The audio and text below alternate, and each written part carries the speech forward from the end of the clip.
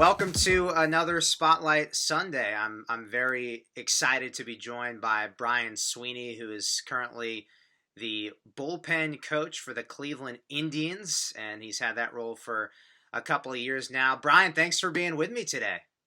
Sam, thanks for having me. I'm humbled to be here. So we're spotlighting you just to give background on your career in baseball, but also talk about your involvement in Baseball Miracles. First and foremost, just tell the viewers a little bit about your baseball career in a nutshell. Well, I played for 18 years, 18 seasons, a lot of minor league time. Came up with the Mariners, made my major league debut with them, traded to the Padres, and a few years in Japan, a lot of winter ball. 18 years went by. Like 1 year. I never wanted it to stop, but God let me know that my body wasn't at 39 years old. It was time to look for something else. So what was one or two of your favorite moments as a professional athlete in those 18 years? Well, when I first signed my professional contract, that was hard enough to get. That was a good day. I think about my major league debut with the Mariners. It took 7 years for me to get there. But the main story is I think of my dad that day. He's a Yonkers firefighter, Yonkers, New York firefighter, and he was at a party for the fire department at somebody's house, and the game that I pitched in just so happened to be on national television on Fox. I came into the game, and all of the fire department rallied around my dad, sat him in the middle, let him watch the game, because my mother had just passed a couple of years before. And so to hear that story from the guys from the fire department and then hear it from my dad there's a lot of people that came along on my journey, and it was a lot of fun to see how it all played out. Wow, that is very special. I was doing some digging on your career, and correct me if I'm wrong, but you played a decent amount at the big league level in 2006 with the Padres. Is that correct?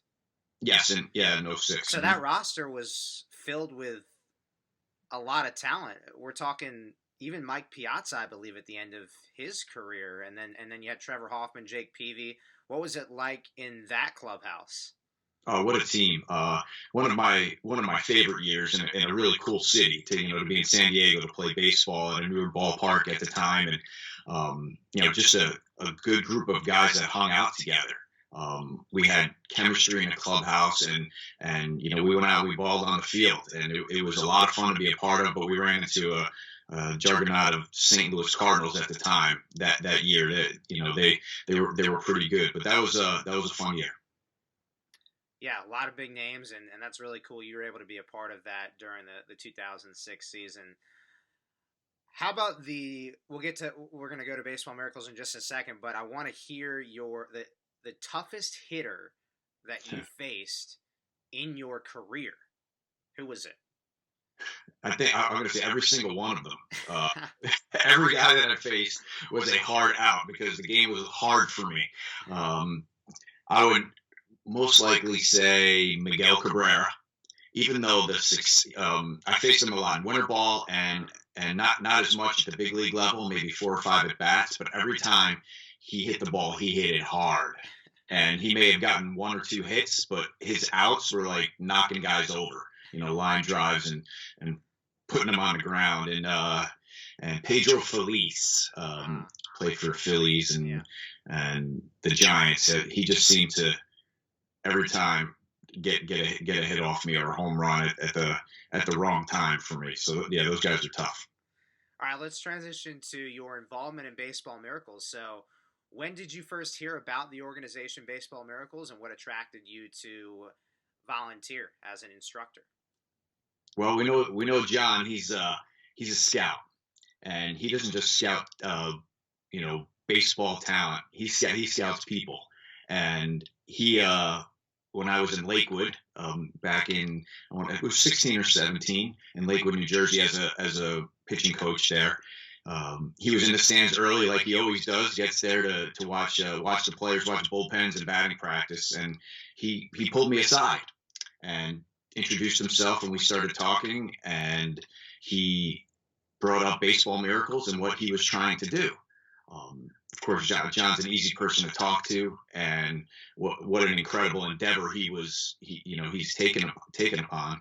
And we got to speaking about it, and he asked me to pray about it and see what I thought.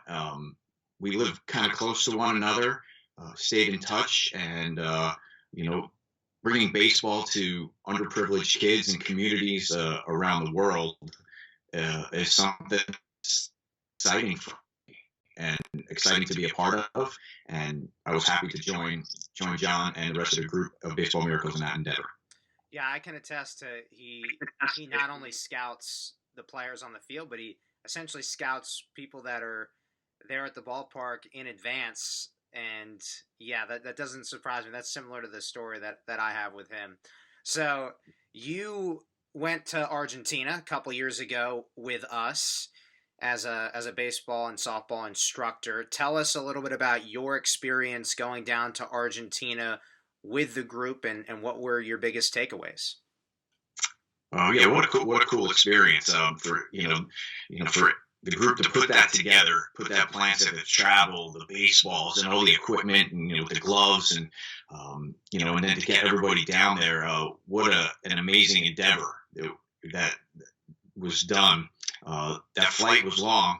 11, I think it was 11 or 12 hours down to South America, and getting to know the group. I had known a couple of people in the group already, but getting to know the group and sharing our stories together, and then once getting on the ground, meeting the people that were passionate about Christ in Argentina, and what we were trying to do in the kids' lives that we were trying to change. It's a soccer country, and just to get the kids out on the field to play some baseball, to have fun, and with a God-centered attitude was really cool. And the group that went was energetic, and we had a good time together, on the field, and enjoying dinners together. Kelly Rodman was on that trip, and her energy brought the whole group up. So it was a fun journey. And we certainly send our thoughts and prayers to the Rodman family. Obviously, a very special person to Baseball Miracles and the baseball community as a whole. As a baseball instructor on a Baseball Miracles trip, what are some of your key strategies or details that you try to instill in these young players that have not had any experience at all or very little experience? What are the methods of teaching? The baseball part of it, in my mind, was secondary. If they took one thing out of me teaching them how to throw a baseball or go through the delivery, then that's great. The connection with the person, with the kid, with the parents that were there. Our group connection with them, I think, was most important, because if we're letting God's light shine through us, other people can see that, and that might be the only Bible that they see. That might be the only church that they've ever seen, and to have that being a part of having Baseball Miracles, baseball being a part of something God-centered has been that connection is what we were looking for. That's great. I think that's really one of the things that a lot of our instructors have said is, you do want to teach them baseball to some degree, but at the same time, it's that connection, it's that positivity, that positive outlook for deserving communities. So that's really awesome. How about some of the other small trips that you've been on? I know locally in the New York area that you'd like to share. Yeah, sure. Just just south of me, an hour and a half towards New York City, where John is from. Just some clinics bringing in kids that actually maybe have a little bit more talent regarding baseball, and having our boots on the ground, still making that connection, and then doing a little bit more teaching. That's fun as well, because you get group of eager kids that want to get on the mound and impress the scouts that are there, whether it's Alex Agostino or Kyle Bamberger and Dan Bedrika, from the Indians, when they're excited to see the hats flying around and the Baseball Miracle T-shirts at the same time. At this point in time, we're all basically in self-isolation, quarantine, that sort of thing, and everybody's looking for unique ways to get better at the sport, get better at baseball, get better at softball. So for those people that do not have a tee or do not have a batting cage to access very easily, what would be your message to those young kids that are trying to get better during this time? There's so much to learn. I like to, I teach baseball, but I'm always learning, and that's a lot of my job right now, is to continue to get better for the Indians organization. So when we do get back to coaching on the field, that's able to translate. So the more you can learn about the game, whether it's history, whether it's the biomechanics of the delivery, the way the ball moves, just different technology in the game. Read about it. Go to MLB.com and see what's happening. See what's happening in the game. Watch your favorite hitters swing the bat. Try to mimic that. That's your windshield. You now have time to look at great ball players and how they swing and how they pitch.